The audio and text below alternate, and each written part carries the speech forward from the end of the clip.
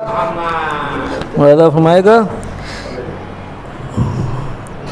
कि हम लोगों के दिल में है उल्फत हुसैन की, कि हम लोगों के दिल में है उल्फत हुसैन की, और संसार पे आया है फजीलत हुसैन की, और दीबी हुसैन का है शरीयत हुसैन की, और कुरान में है लिखी हुई मिदहत हुसैन की। और हम लेके अपने कांधे में परचम हुसैन का, हम लेके अपने कांधे में परचम हुसैन का, अरे जाकर करेंगे जन्नत में मातम हुसैन का। हम लेके अपने कांधे में परचम हुसैन का, जाकर करेंगे जन्नत में मातम हुसैन का। तो भारत हर एक धर्म की इज्जत का नाम है, तो भारत हर एक धर्म की इज्जत का नाम है। अरे भारत यजीद वालों की शामत का नाम है, अरे भारत गमे हुसैन की जन्नत का नाम है, अरे भारत मेरे हुसैन की चाहत का नाम है, भारत मेरे हुसैन की चाहत का नाम है। तो बढ़कर हर एक मुल्क से भारत की शान है, और सारे जहां से अच्छा ये हिंदुस्तान है, सारे जहां से अच्छा। तो भारत की आन बान बढ़ाते हुए चलो, तो भारत की आन बान बढ़ाते हुए चलो, अरे जुल्मो सितम को जड़ से मिटाते हुए चलो, अरे शब्बीरियत का पाठ पढ़ाते हुए चलो, अरे परचम हुसैनियत का उठाते हुए चलो, अरे बस्ती हुसैनियत की वहां भी बसाएंगे, हम चंद्रमा पर जाकर मुहर्रम मनाएंगे, बस्ती हुसैनियत की वहां भी बसाएंगे, हम चंद्रमा पर जाकर मुहर्रम मनाएंगे। तो हिंदुस्तान में आता जो जहरा का लाडला, तो हिंदुस्तान में आता जो जहरा का लाडला, अरे स्वागत में अपने सर को झुकाता हिमालय, अरे गंगा भी होती चरणों में सौ जहान से फिदा, अरे होता मेरा हुसैन हर एक घर का देवता, अरे होता मेरा हुसैन हर एक घर का देवता, अरे लहराता पूरे देश में ही प्यास का अलम, अरे लहराता पूरे देश में ही प्यास का अलम, अरे घर घर में सजता हजरत अब्बास का अलम, लहराता पूरे देश में ही प्यास का अलम, घर घर में सजता हजरत अब्बास का अलम। तो हम ताज़िया हुसैन का घर घर सजाएंगे, तो हम ताज़िया हुसैन का घर घर सजाएंगे, हर पल गमे हुसैन में आंसू बहाएंगे, और ताउम्र यूं ही शह का मुहर्रम मनाएंगे, ताउम्र यूं ही शह का मुहर्रम मनाएंगे। जलते हैं जो भी और उन्हें हम जलाएंगे, जलते हैं जो भी और उन्हें हम जलाएंगे। अरे कुरान के लबों पर यही सुबह शाम है, बेउल्फते हुसैन इबादत हराम है, बेउल्फते हुसैन। तो ऐ बदनसीब आजा दरे अहले बैत पर, ऐ बदनसीब आजा दरे अहले बैत पर, होगी खता मात झुका के पहले सर, ए बेखबर तुझे नहीं शायद ये खबर, ये दर है वो जहां मिले फितुर उसको बालों पर, ये दर है वो जहां मिले फितुर उसको बालों पर। अरे दिल से दरे हुसैन पे जो शख्स आ गया, हुर की तरह वो सारे जमाने पे छा गया, हुर की तरह वो सारे। तो चर्चा ना हो सकेगा कभी कम हुसैन का, चर्चा ना हो सकेगा कभी कम हुसैन का, रहता है पाक दिल में सदा गम हुसैन का, और ताहिर नसब ही करते हैं मातम हुसैन का, ताहिर नसब ही करते हैं मातम हुसैन का। अरे होगा हर एक सदी में मुहर्रम हुसैन का, होगा हर एक सदी में मुहर्रम हुसैन का। अरे बिदअत गमे हुसैन को जो भी बताएगा, हो लाख वो नमाजी जहन्नम में जाएगा, बिदअत गमे हुसैन को जो भी बताएगा, हो लाख वो नमाजी जहन्नम में जाएगा।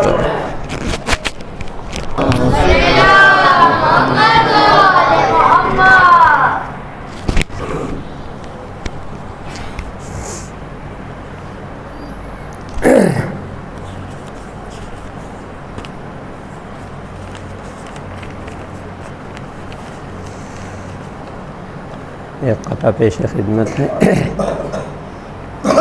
कि दयारे शाम में जिस दम हरम तमाम आए, दयारे शाम में जिस दम हरम तमाम आए, और मेहार ऊँट की थामे हुए इमाम आए, वो खास लोग मियाने हुजूम में आम आए, और ज़बां पे ज़ैनब बेकस के ये कलाम आए, ارے دہائی حق کی شہ مشرقین کو مارا، ارے سپاہ شام نے بھائی حسین کو مارا، دیار شام میں۔ درود بر محمد وعلی۔ ارے چہلم ہے آج سرور عالی مقام کا،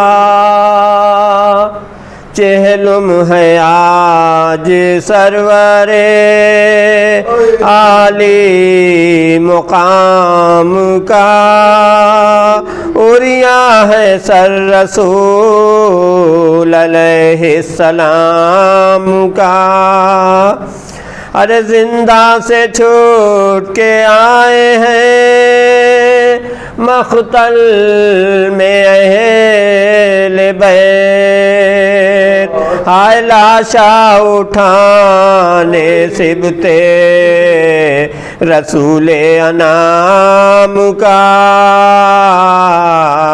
چہلم ہے آج سرور عالی مقام کا، ارے فضا پکاری بیبیوں آ کر شریک ہو، سجاد دفن کرتے ہیں لاشا امام کا،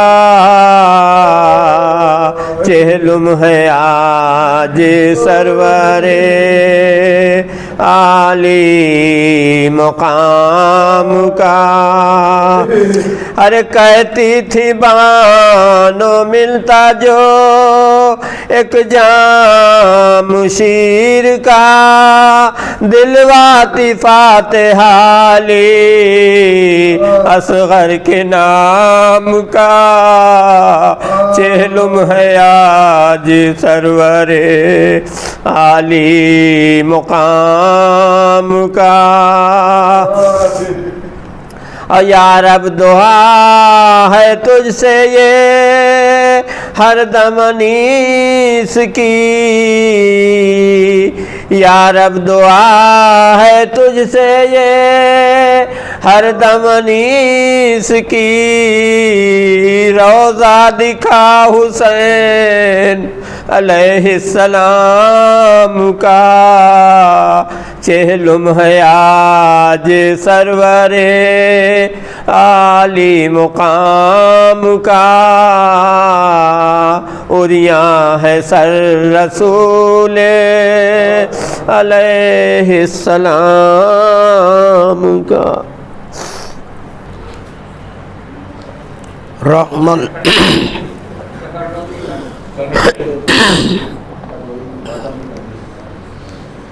رحم اللہ من قرأ الفاتحہ۔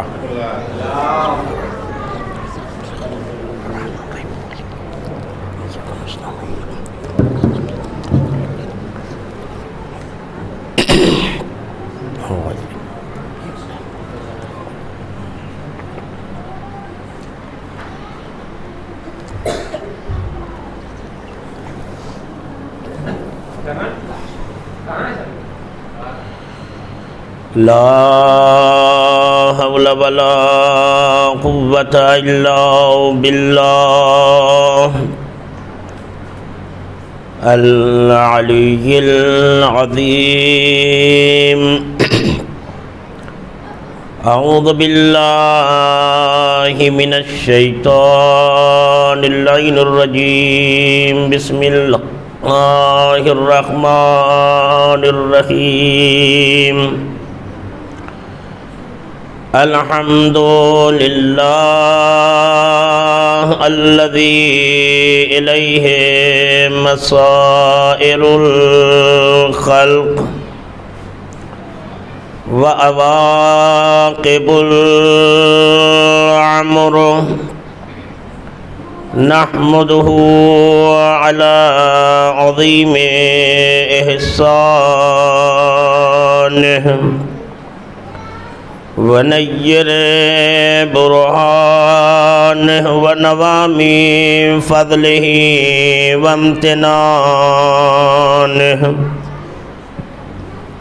حمدا يكون لحقه قضاء ولشكره أداء وإلى ثوابه مقربا ولحسن مزيده موجبا والصلاة والسلام وتحية والإكرام وعلى أمينه وحبيبه وخيرته من خلقه وحافظ سره ومبلغ رسالاته العبد المرتضى والنبي المجتبى والرسول المصطفى أبي القاسم محمد وآله العتيبين الأطهرين الأكرمين المعصومين المظلومين الذين أذهب الله عنهم الرجس وطهرهم تطهيرا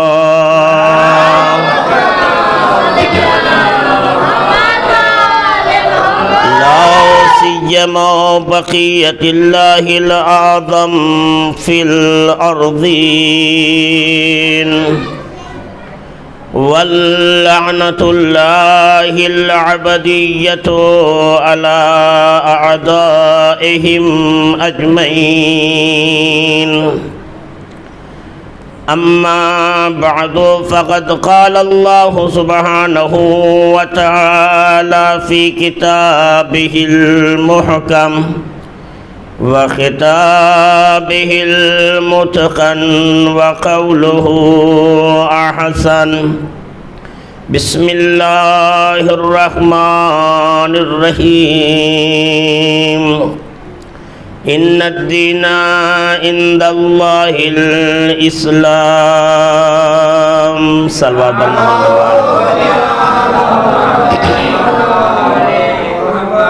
معزز سامعین و بزرگان عزیز، میں نے جس آیت کریمہ کو عنوان سخن قرار دیا ہے، بحمد اللہ اس آیت کریمہ سے آپ بخوبی واقف ہیں۔ بے انتہا تقاریریں سماعت فرمائی ہیں، بے انتہا مجالس میں اس آیت کریمہ پر گفتگو ہوئی ہے، اور عزیزان گرامی حقیر بھی کچھ موروضات، کچھ گزارشات اور دو چار جملے اسی آیت کریمہ کے ذیل میں بیان فرمائے گا۔ اور عزیزان گرامی، جیسا کہ یہ مجلس اربعین کے سلسلے سے ہے، کل روز اربعین کا دن ہے، یعنی کربلا والوں کا چہلم۔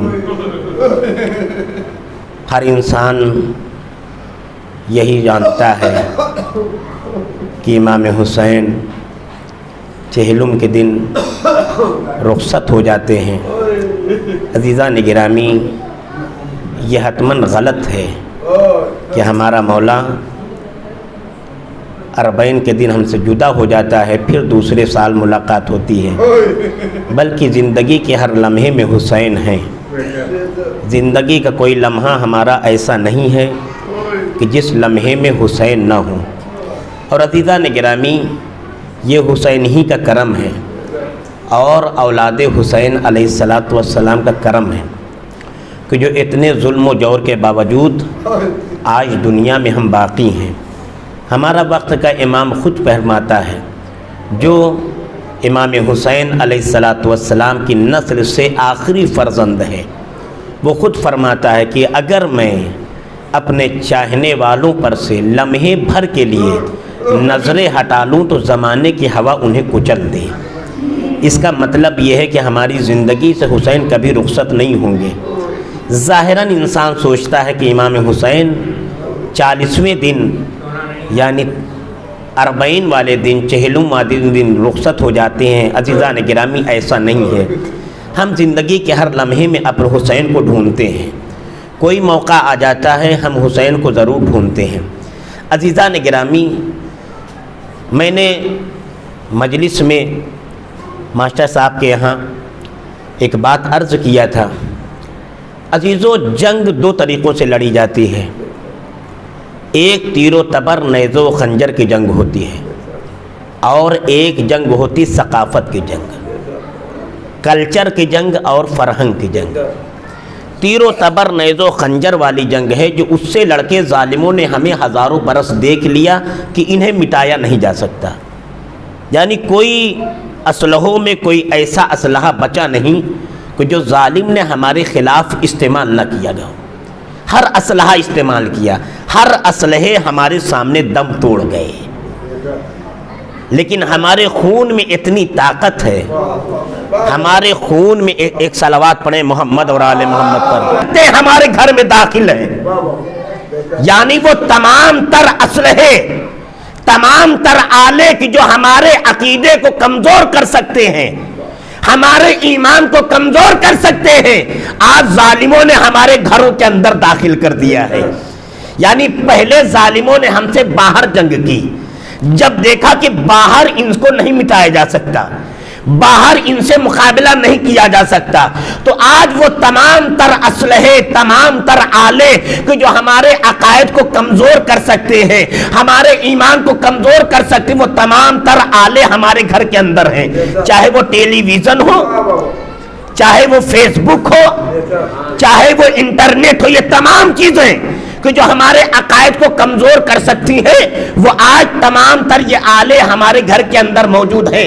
پہلے کا زمانہ یہ تھا کہ جب کوئی انسان گناہ کرنا سوچتا تھا تو اسے گھر کے باہر جانا پڑتا تھا، یعنی جب گناہ کرنا ہوتا تھا تو اسے گھر کے باہر جانا پڑتا تھا۔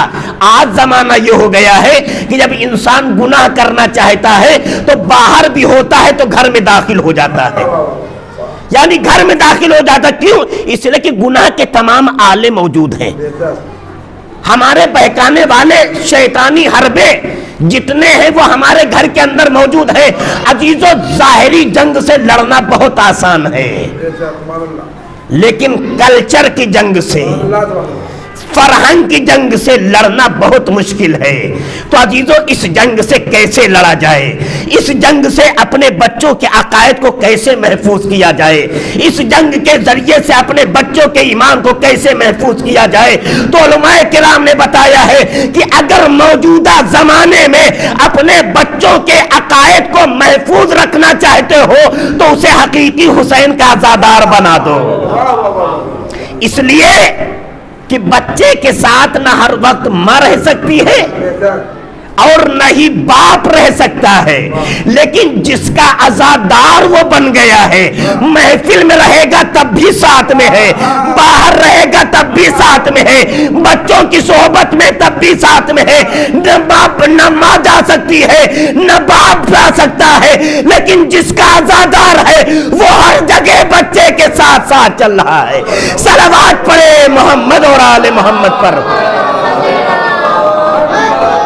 عزیزان گرامی، یقیناً علماء کرام نے کہا ہے اگر اس دور میں، یہ جو موجودہ دور چل رہا ہے، اگر اس دور میں انسان اپنا عقیدہ محفوظ کر لے تو اس سے زیادہ کامیاب دنیا میں کوئی انسان ہے نہیں۔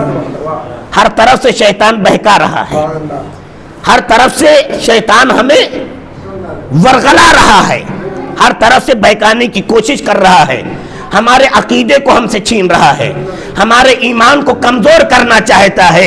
ایسے پراشو ماحول میں اگر ہم نے اپنا عقیدہ اور اپنا ایمان محفوظ کر لیا تو سمجھ لو اس سے زیادہ کامیاب دنیا میں کوئی نہیں ہے۔ ایک صلوات پڑھے محمد اور آل محمد پر۔ ہر طرف سے جنگ ہے، ہر طرف سے یلغار ہے، ہر طرف سے ظلم ڈھایا جا رہا ہے۔ عزیزو، جنگ کس سے کی جاتی ہے؟ ظلم کس پہ ڈھایا جاتا ہے؟ کس کو دبایا جاتا ہے؟ جو پہلے سے خود ہی کمزور ہو اسے دبانے سے فائدہ کیا ہے؟ اسے جنگ لڑنے سے اس سے فائدہ کیا ہے؟ اس سے مقابلہ کرنے کا فائدہ کیا ہے؟ یعنی جب سے دنیا قائم ہوئی ہے آج تک کے ظالموں کا ہم سے مقابلہ اس بات کی دلیل ہے کہ ظالم میرے مقابلے میں اپنے کو کمزور سمجھ رہا ہے۔ یعنی اگر ہم کمزور ہیں، اگر ہمارے پاس طاقت نہیں ہے، اگر ہمارے پاس قوت نہیں ہے تو زمانے کی نظریں ہم پہ گڑی کیوں ہیں؟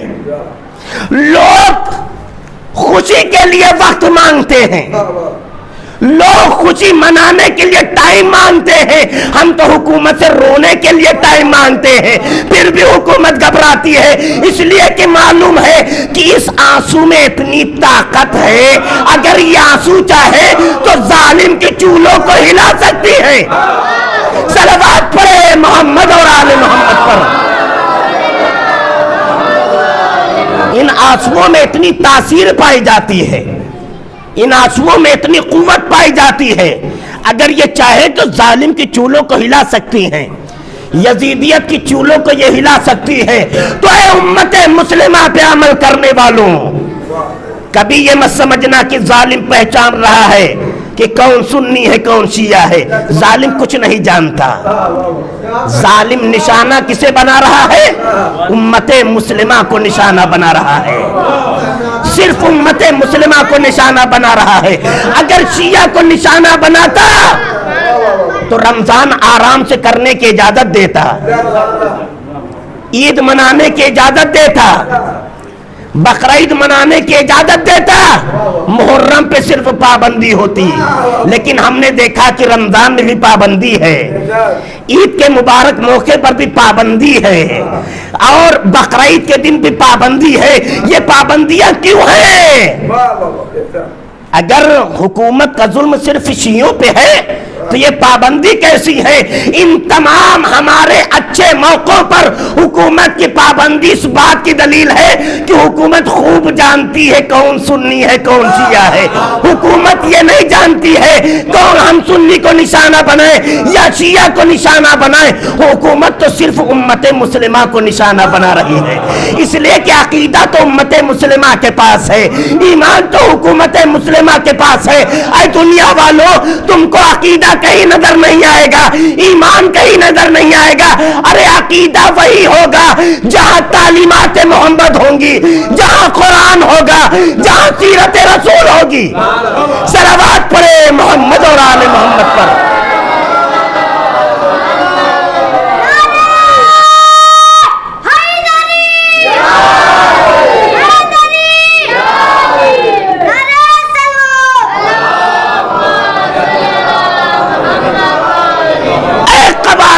رسول کو اپنی زندگی میں ڈھالنے والوں، ابھی خبردار ہونے کا وقت ہے۔ اگر حکومت کو جواب دینا چاہتے ہو تو تمہیں یکجہتی اختیار کرنا پڑے گی، تمہیں اتحاد اختیار کرنا پڑے گا، اس لیے کہ تم تو ابھی تک کے یہی بات رہے ہو، تم تو اسی پر لڑے ہوئے ہو، تم تو اسی پہ خوریزیاں کر رہے ہو کہ ہم ہاتھ باندھ کے نماز نہیں پڑھیں گے، وہ کہہ رہا ہم ہاتھ باندھ کے نماز پڑھیں گے، ہمارے مرجع کیا کہہ رہے ہیں؟ اے مسلمانوں، تم تو ابھی تک کے ہاتھ کھولنے اور باندھنے میں پڑے ہو، ظالم تمہارے ہاتھوں کو کاٹ رہا ہے۔ ہم ابھی ہاتھ کھولنے اور باندھنے ہی پہ جھگڑ رہے ہیں، ظالم ہمارے ہاتھ کاٹ رہا ہے۔ اے مسلمانوں، اے امت مسلمہ پر عمل کرنے والوں، ذہنوں سے نکال دو، اپنے ذہنوں سے کہ یہ بریلوی ہے، یہ دیوبندی ہے، یہ شیعہ ہے، کچھ نہیں، صرف ایک عقیدے میں بات محفوظ کرو کہ یہ امت مسلمہ ہے۔ جس دن اتحاد قائم کر لو گے، ظالم سے جو چیز بھی منوانا چاہو گے ظالم گھٹنے ٹیک دے گا۔ اتحاد کی ضرورت ہے۔ اب بات آئی تو بچوں کے لیے ایک مثال دیتا چلوں۔ ایک باپ کے 7 بیٹے تھے۔ ایک دن باپ نے سارے بیٹوں کو بلایا اور سب بیٹوں کے ہاتھوں میں ایک چھوٹی سی لکڑی دی اور کہا بیٹو یہ لکڑی الگ الگ سب مل کے توڑ دو۔ سب بیٹوں نے ایک ایک لکڑی اٹھائی اور توڑ دیا۔ کہا توڑ دیا نا؟ کہا ہاں بابا توڑ دیا۔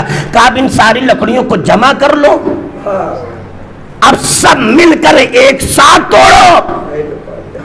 اب بچے مجبور ہو گئے، بابا اب تو یہ نہیں ٹوٹ سکتی ہیں، اب تو ان میں طاقت بڑھ گئی ہے۔ وہیں پہ اس کے باپ نے کہا اگر منتشر رہو گے، اگر بکھرے رہو گے تو اسی لکڑی کی طرح حکومتیں تمہیں توڑ دیں گی، لیکن اگر یکجا رہو گے، اتحاد رہو گے، ملے جلے رہو گے تو بڑی بڑی حکومتیں تم سے گھبرا جائیں گی، بڑی بڑی حکومتیں تم سے گھبرا جائیں گی۔ آج جاؤ سرزمین ایران پہ، نہیں پہچان پاؤ گے کون سنی ہے کون شیعہ ہے، اس لیے کہ وہاں ایسا اتحاد ہے، ایسی یکجہتی۔ صلوات پڑھیں محمد اور آل محمد پر۔ تو عزیزان گرامی ضرورت اس بات کی کہ اتحاد قائم کریں۔ ہمارے مرجع نے کیا کہا ہے؟ آج جس کے ہم مقلد ہیں، جس کی تقلید کر رہے ہیں، نام کیا ہے؟ مرجع عالی قدر امر المسلمین حضرت آیت اللہ العظمی سید علی سیستانی دام ذلہ العالی، جن کا اس میں گرامی وہ کیا فرماتے ہیں؟ اے حسین کے چاہنے والوں، اے میرے شیعو، یہ مت کہو کہ سنی ہمارے بھائی ہیں۔ کون کہہ رہا ہے؟ جس کے تمام قوانین پر آج ہم عمل کر رہے ہیں، اگر اس کے قوانین پہ عمل نہ کریں تو روزہ کوئی فائدہ دینے والا نہیں، حج کوئی فائدہ دینے، ساری عبادتیں بیکار ہیں اگر اس کے مد مخالف ہم آ جائیں۔ اگر ان کے قوانین کے برخلاف ہم چلنے لگے تو ہمارا کوئی عمل صحیح نہیں ہے۔ جب تک ان کی تقلید میں نہیں رہیں گے، جب تک ان کے قوانین پہ عمل نہیں کریں گے۔ وہ کیا کہہ رہے ہیں؟ اے میرے شیعو، یہ مت کہو کہ سنی ہمارے بھائی ہیں۔ کیا کہو؟ یہ مت کہو کہ سنی ہمارے بھائی ہیں، بلکہ یہ کہو کہ سنی ہماری جان ہے۔ جب جسم سے جان نکل جاتی ہے تو جسم مردہ ہو جایا کرتے ہیں۔ اے شیعو، اپنے کو جسم سمجھو اور اہل سنت کو جان سمجھو۔ جب تک جسم اور جان کا رابطہ رہے گا تب تک زندگی ہے، اور جیسے رابطہ ختم ہوتا ہے موت ہوتی ہے۔ صلوات پڑھے محمد اور آل محمد پر۔ تو اتحاد کی ضرورت ہے، یکجہتی کی ضرورت ہے۔ اے دنیا والو، اے امت مسلمہ، اگر آج حکومت کی نظر میں اپنا وقار قائم رکھنا چاہتے ہو، آج اگر حکومت کی نظر میں اپنی منزلت کو برقرار رکھنا چاہتے ہو، تمہاری منزلت مجروح ہو چکی ہے، تمہاری عظمت ظالم کی نگاہوں سے گر چکی ہے، تمہاری عزت ظالم نے پامال کر دیا ہے۔ اسے منزل عام پر کیسے لائیں؟ کون سا راستہ ہے کہ ظالم سے اپنی بات منوا لیں؟ کون سا ایسا راستہ ہے؟ صرف ایک راستہ ہے کہ جسے اتحاد کہتے ہیں۔ وَاعْتَصِمُوا بِحَبْلِ اللَّهِ جَمِيعًا وَلَا تَفَرَّقُوا۔ خداوند عالم حدیث قرآن میں کہتا ہے وَاعْتَصِمُوا بِحَبْلِ اللَّهِ جَمِيعًا وَلَا تَفَرَّقُوا، دیکھو اللہ کی رسی کو مضبوطی سے پکڑ لو اور آپس میں اتفاق نہ ڈالو، اس لیے کہ جب اتفاق ڈالو گے تو تم منتشر ہو جاؤ گے، تم بکھر جاؤ گے، تم پھوٹ جاؤ گے۔ لیکن اگر اتحاد قائم رکھو گے تو دنیا میں جو کچھ کرنا چاہتے ہو کر لو گے۔ ایک صلوات پڑھیں محمد اور آل محمد پر۔ ان الدین عند اللہ الاسلام، بے شک اللہ کے نزدیک اگر کوئی مذہب ہے تو وہ مطلب حقہ یعنی اسلام ہے، یعنی وہ دین اسلام ہے۔ عزیزان گرامی، یہ دین کی بنا کب پڑی؟ آج دین کو غلط معنوں میں استعمال کیوں کیا جا رہا ہے؟ کہیں پہ دین کا مطلب لوگ یہ سمجھ رہے ہیں کہ عورتوں پہ ظلم کر دو، کہیں پہ دین کی اصالت کو لوگ یہ سمجھ رہے ہیں کہ حسین کے عزاداروں پر ظلم کر دو، حسین کے عزاداروں کو قتل کر دو، اس سے ہم جنت حاصل کر لیں گے۔ عزیزان گرامی، جب تک بانیان اسلام کی معرفت نہیں ہوگی اسلام کو نہیں پہچان سکتے، اسلام کو نہیں پہچان سکتے۔ اسلام کی معرفت اسی وقت ہوگی کہ جب بانی اسلام کی معرفت ہو۔ جب تک بانی اسلام کی معرفت نہیں ہوگی تب تک اسلام کو نہیں پہچان سکتے ہو، تب تک تم اسلام کو غلط معنوں میں استعمال کرتے رہو گے۔ لیکن جس دن بانیان اسلام کی معرفت حاصل ہو گئی، جس دن انہیں پہچان لیا کہ جو دنیا میں اسلام لے کر آئے ہیں، جنہوں نے دنیا میں اسلام کی بقا ڈالی ہے، تو یاد رکھنا وہ دن تمہارا وہ ہوگا کہ اگر کوئی ایک رخسار پر تماچا مارے گا دوسرا پیش کر دو گے۔ اسلام کیا سکھاتا ہے؟ اسلام کی تعلیم کیا ہے؟ محمد مصطفیٰ نے کیا بتایا ہے کہ اگر ایک رخسار پر ظالم تماچا مارے تو دوسرا رخسار پیش کر دو، تاکہ ظالم وہیں شرمندہ ہو جائے، ظالم وہی مجبور ہو جائے۔ لیکن آج اسلام کا مطلب غلط معنوں اس میں استعمال کیا جا رہا ہے۔ عزاداروں پہ ظلم کر دو، مجلسوں میں بمباری کر دو، جلوس میں جانے والوں پر گولیاں چلا دو، زوار کے سامنے بارود بچھا دو، اس کے ذریعے سے ہم جنت حاصل کر لیں گے۔ عزیزان گرامی، ان جاہلوں کو سبق لینا چاہیے کہ حقیقی اسلام کہاں ہے۔ حقیقی اسلام اسی وقت ملے گا کہ جب اسلام لانے والوں سے محبت ہوگی۔ آج اسلام کا لبادہ اوڑھنے والے، آج اسلام کی ہو بہو شکل اپنی بنا لینے والے اسلام کو کس طرح غلط معنوں میں استعمال کر رہے ہیں۔ محمد کے زمانے میں اسلام کیسا تھا؟ جب محمد عربی جنگ پہ جاتے تھے تو صحابہ کو خطاب کر کے کہتے تھے، اے صحابہ کے لوگوں دیکھو، ہماری جنگ مردوں سے ہے عورتوں سے نہیں ہے، لہذا خبردار، عورت کی ایک عزت ہے، عورت کا ایک مقام ہے، عورت کا ایک وقار ہے، لہذا عورت کی عزت پہ ہاتھ مت ڈالنا، عورت کی عزت کو مجروح نہ کرنا، ان بچوں پہ ظلم نہ کرنا کہ جو ابھی ماں کی آغوش میں ہے، اس لیے کہ وہ عن الخطا ہے، ان کا کوئی گناہ نہیں ہے، ان سے کوئی غلطی نہیں ہے۔ لیکن ہم نے کیا دیکھا؟ کبھی یمن کے بچوں پر ظلم ڈھایا جا رہا ہے، کبھی فلسطین میں بچوں کو مارا جا رہا ہے، کبھی لبنان میں بچوں کو مارا جا رہا ہے۔ اور کیسے مار رہے ہیں؟ نعرہ تکبیر بھی کہہ رہے ہیں، گولی بھی چلا رہے ہیں، نعرہ تکبیر بھی کہہ رہے ہیں، بم بھی برسا رہے ہیں، نعرہ تکبیر بھی کہہ رہے ہیں، بارود بھی بچھا رہے ہیں۔ یہ کیسا اسلام ہے؟ کہاں سے یہ اسلام لیا ہے؟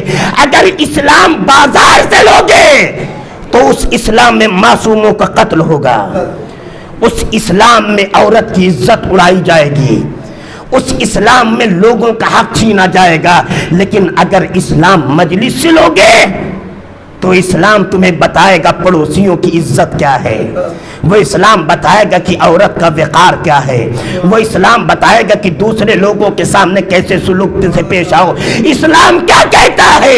اکرم الضیف ولو کافرا، مہمان کا اکرام کرو، مہمان کی تعظیم کرو چاہے وہ کافر ہی کیوں نہ ہو۔ یہ اسلام سکھاتا ہے۔ ایک صلوات پڑھیں محمد اور آل محمد۔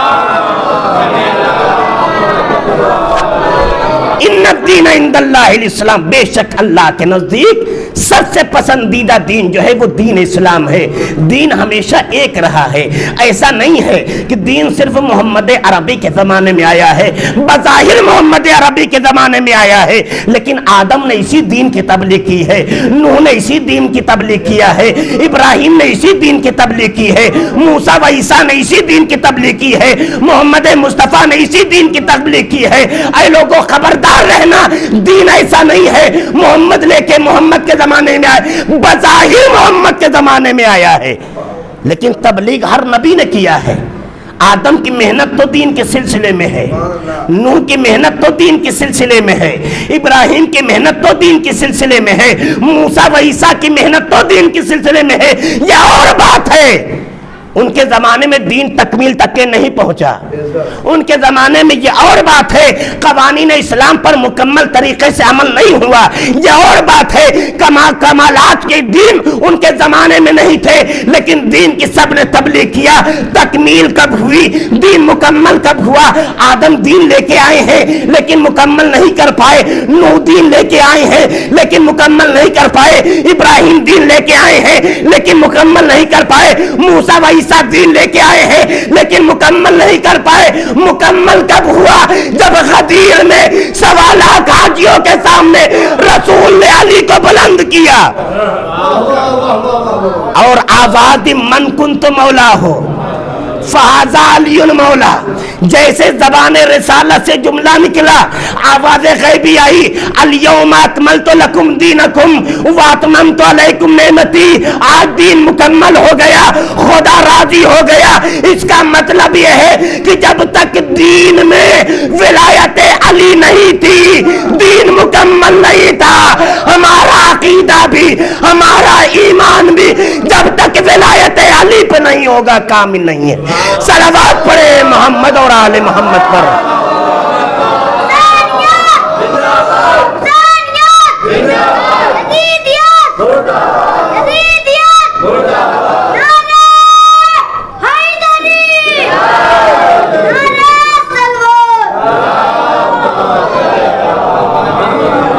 आज लोग जानते हैं नमाज पढ़ लेंगे तो दीनदार हो जाएंगे, रोजा रख लेंगे तो दीनदार हो जाएंगे, हज कर लेंगे तो दीनदार हो जाएंगे, ज़कात दे देंगे तब दीनदार हो जाएंगे, कुरान की तिलावत करेंगे तो दीनदार हो जाएंगे, हज के लिए इतना लुतूलानी सफर तय करेंगे तो दीनदार हो जाएंगे, नेकियां अंजाम देंगे तो दीनदार हो जाएंगे, बुराइयों से दूर रहेंगे तो दीनदार हो जाएंगे।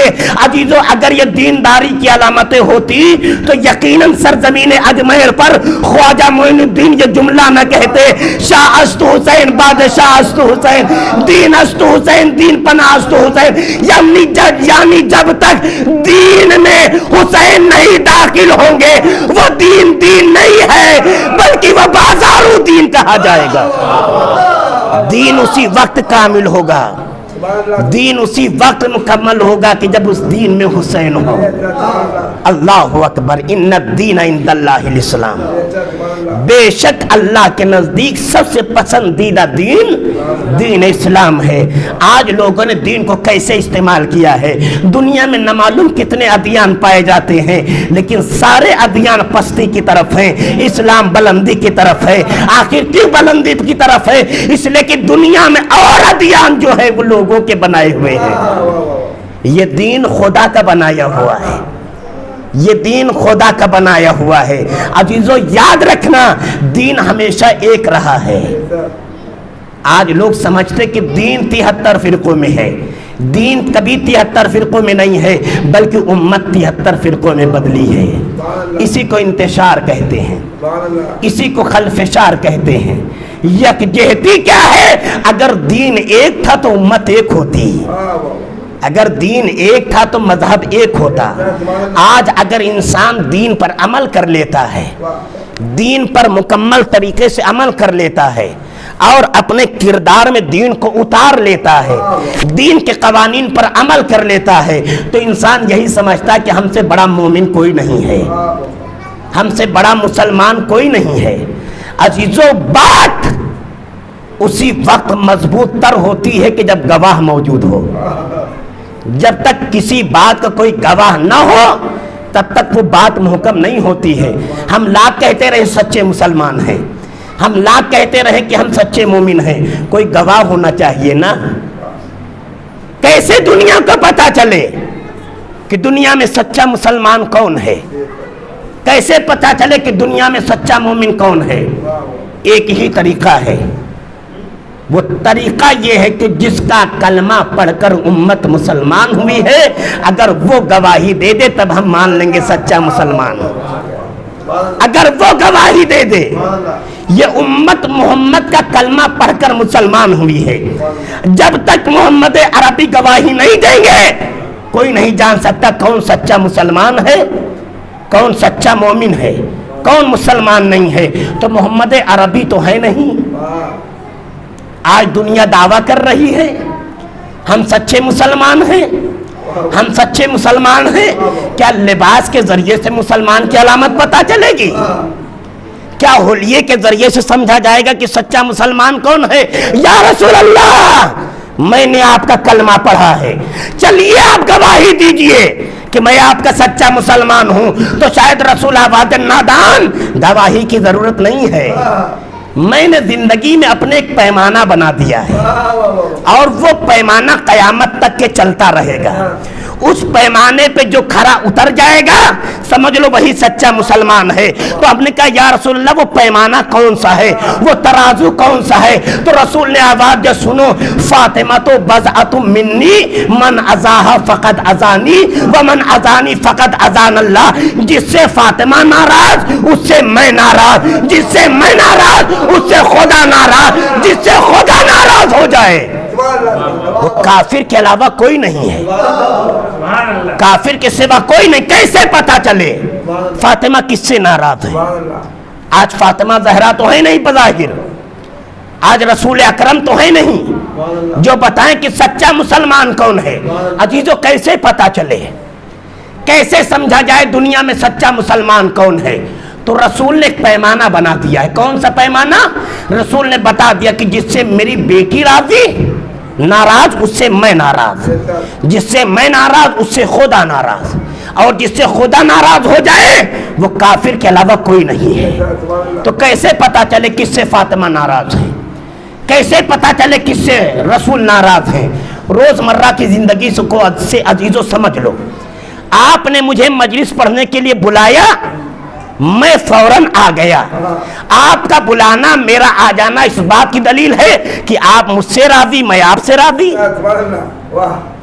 مثلاً آپ نے کسی صاحب کو دعوت دیا, اس نے دعوت قبول کیا اور قبول کرنے کے بعد دعوت کو جو وقت تھا آپ کے دروازے پہ آ گیا. دروازے پہ اس کا آ جانا اس بات کی دلیل ہے کہ گھر والے سے آنے والا راضی اور آنے والے سے گھر والے راضی. آپ کسی کے گھر پر اسی وقت جائیں گے کہ جب گھر میں رہنے والے افراد سے محبت ہو, جب گھر میں رہنے والے افراد سے آپ راضی ہو. دشمن کے دروازے پر کوئی نہیں جاتا ہے, عدو کے دروازے پر کوئی نہیں جاتا. تو روز مرہ کی علامت کیا ہے؟ ہمارا کسی کے دروازے پہ جانا, کسی کا ہمارے دروازے پہ آنا اس بات کی دلیل ہے کہ آنے والا ہم سے راضی, میں آنے والے سے راضی. آپ کسی کے گھر میں اسی وقت جائیں گے کہ جب گھر والوں سے آپ راضی ہو اور گھر والے آپ سے راضی ہو. فاطمہ زہرا نے کیا کہا کہ مجلس کی فرش اعظم میرا گھر ہے. انسان کا سب سے زیادہ وقت کہاں گزرتا ہے؟ سب سے زیادہ وقت, سب سے زیادہ سکون انسان کو کہاں ملتا ہے؟ فیکٹری میں, دکان میں, آفس میں, کہاں نہیں گھر پر ملتا ہے. سیدہ کہتی کہ فرش اعظم میرا گھر ہے, فرش اعظم میرا گھر ہے, مجھے فرش اعظم بچھا دینا, سیدہ کا فرش اعظم پہ آ جانا اس بات کی دلیل ہے کہ سیدہ ہم سے راضی ہے, میں سیدہ سے راضی. اور سیدہ نے وعدہ کیا ہے اگر فرش اعظم بچھاؤ گے تو سیدہ آئیں گے ضرور. سیدہ کا اس فرش اعظم پہ آ جانا اس بات کی دلیل ہے کہ سیدہ ہم سے راضی ہے اور میں سیدہ سے راضی ہوں. عزیزو یہی مسلمان, حقیقی مسلمان کی پہچان ہے, یہی حقیقی مومن کی پہچان ہے.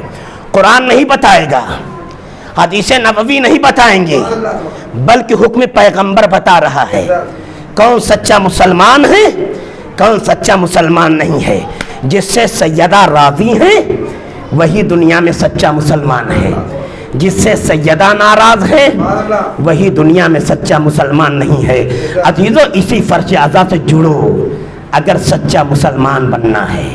اس لیے کہ یہ فرش اعظم وہ ہے کہ جس پر رسول کی بیٹی آتی ہے, اسی فرش اعظم پر رسول کی بیٹی آتی ہے. عزیزو دنیا میں ہر مقام الگ الگ ہے, دنیا میں ہر جگہ الگ الگ ہے.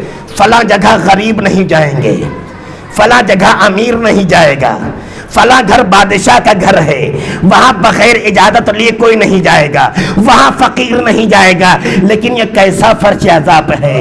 اسی پہلو میں بادشاہ بھی بیٹھا ہے, اسی پہلو میں نوکر بھی بیٹھا ہے, اسی پہلو میں رعایا بھی بیٹھی ہے. کیسے اہل بیت ہیں کہ جو دنیا میں فرق کو اتنا خم کیا. اے دنیا والوں, اگر اور جگہ جاؤ گے تو وہاں امیری غریبی کا فرق ہے, لیکن میری فرش عذاب پہ آؤ گے تو یہاں نہ امیر کا کوئی وہ ہے, نہ غریب کا کوئی وہ ہے, سب کا ایک مقام ہم دے دیتے ہیں. عزیزو, اگر دین لینا تو اسی فرش عزا سے لینا. اگر بازار سے دین لوگے تو وہی دین ہو سکتا ہے تمہیں شیطان بنا دے, ہو سکتا ہے وہی دین وقت کا نمرود بنا دے, ہو سکتا ہے وہی دین وقت کا فرعون بنا دے, ہو سکتا ہے وہی دین وقت کا شداد بنا دے, ہو سکتا ہے وہی دین وقت کا یزید بنا دے.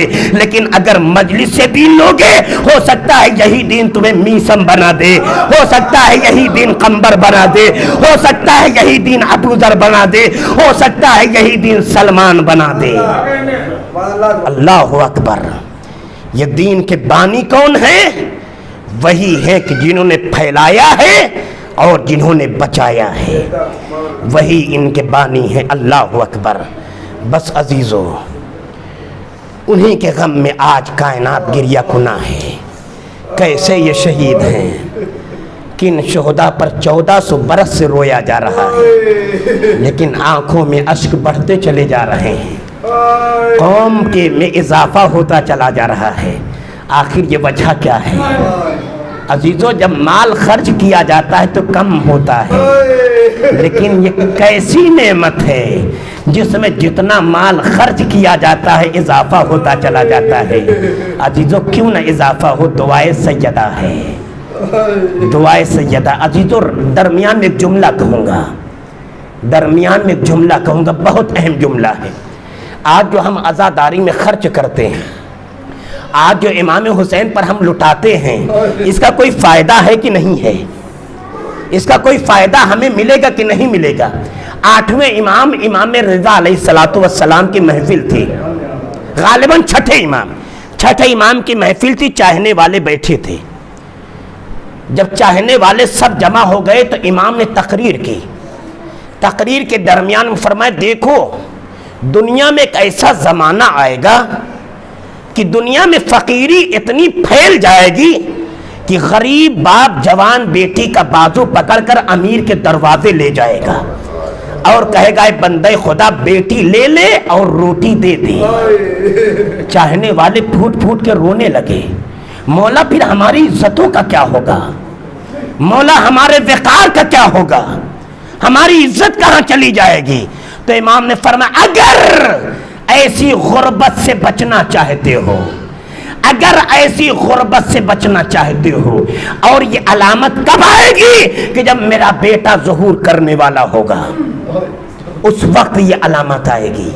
زمانے میں اتنی غربت پھیل جائے گی کہ غریب باپ جوان بیٹی کو امیر کے حوالے کرے گا, کاہے کے لیے ایک وقت کی روٹی دے دے. چاہنے والوں نے کہا, مولا پھر ہماری غیرت کا کیا ہوگا, ہماری عزت کا کیا ہوگا؟ تو امام نے حدیث فرمائی, سنو, اگر ایسی غربت سے بچنا چاہتے ہو, من انفقا درہمن فی عزائے سید الشہداء کانما یقرض اللہ قرضا حسنا. اگر ایسی غربت سے بچنا چاہتے ہو تو میرے جد امجد کے عزا میں اپنا مال خرچ کرو. جس نے بھی 1 درہم خرچ کیا, اس نے سمجھ لو خدا کو قرض دیا ہے. اللہ اکبر. معاذ اللہ, خدا غریب نہیں ہے. قرض کون دیتا ہے؟ جس کے پاس دولت ہوتی ہے, جس کے پاس ثروت ہوتی ہے, جس کے پاس مال ہوتا ہے, قرض وہی دیتا ہے.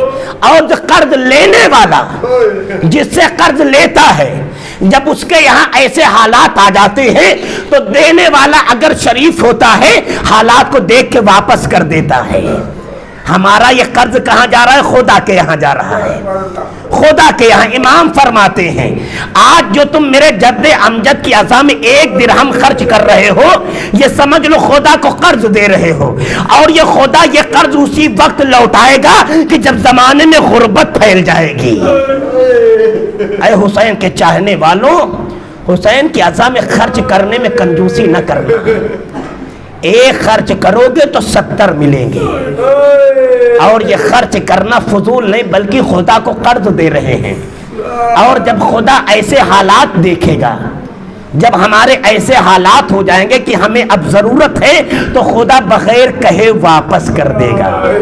اللہ اکبر۔ 40 کی مجلس ہے، چہلم کی مجلس ہے، آپ چہلم کرنے کے لیے جمع ہوئے ہیں۔ سن 61 ہجری میں ایک بہن بھی قید شام سے چھٹ کے اپنے بھیا کا چہلم کرنے کے لیے آئی تھی۔